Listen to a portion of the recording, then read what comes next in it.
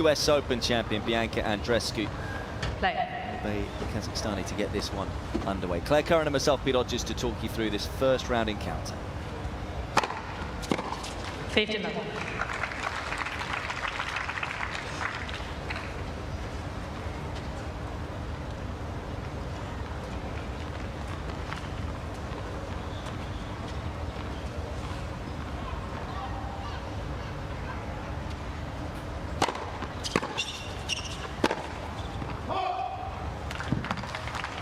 Andreescu is concerned. We talked about her game style. What would she be looking to do against Rybakina if she's allowed to do anything?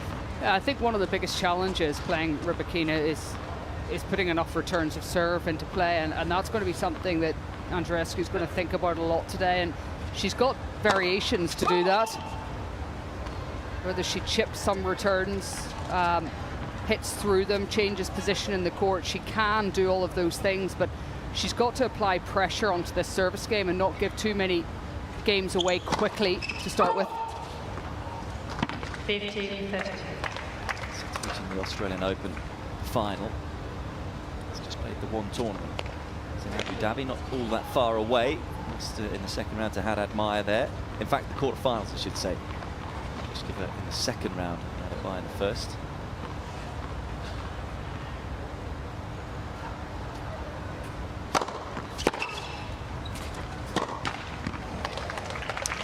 I think in terms of once the rally starts for Andreescu, she's got to think about ways to take that contact point of waist height away from her opponent today. And of course, she can do that because she can play with height. She can put that awkward slice forehand into play, but she can also move her up the court and into the... And what she brings to the court, oozed calmness throughout as well as she gets the better of Andreescu. 6-3, 6-4 to make it through to round two.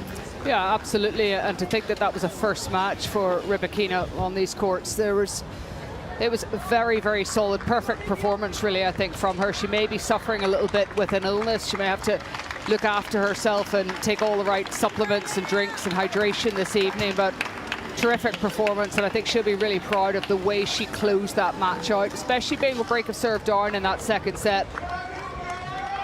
She just had too much firepower. She had too many answers to the versatility in the game that Andreescu possesses. It wasn't able to cause enough damage this evening. And you can see why she's so suited to the conditions here. The ball whizzes through the air.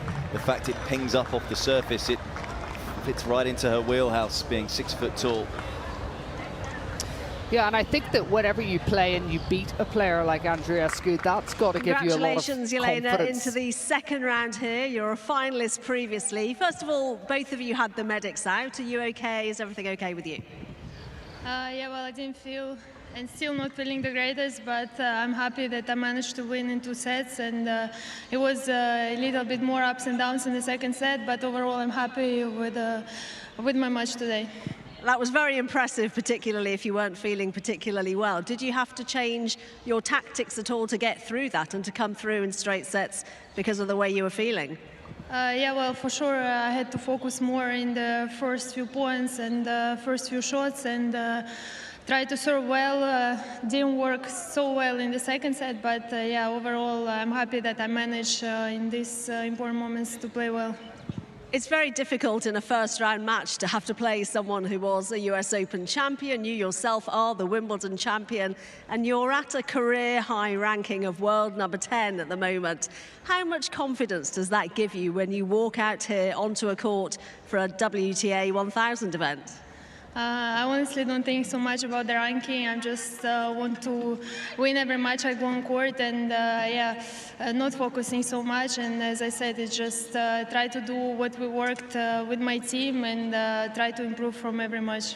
Well, it certainly worked today. Congratulations into the second round. Ladies and gentlemen, Elena Rybakina.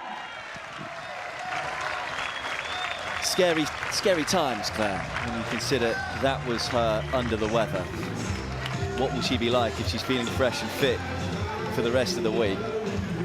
Well, yeah, look, she's going to be very difficult for anybody to beat, but it's also the success that she's had. It's the final of the Australian Open, it's winning Wimbledon, and she does possess so much self-belief, and she is enjoying her tennis out there, and she's enjoying the fact that she is the player to beat. And each match you sense that she's still looking to improve, to work on aspects of her game. She's not playing with pressure, she's playing to get better.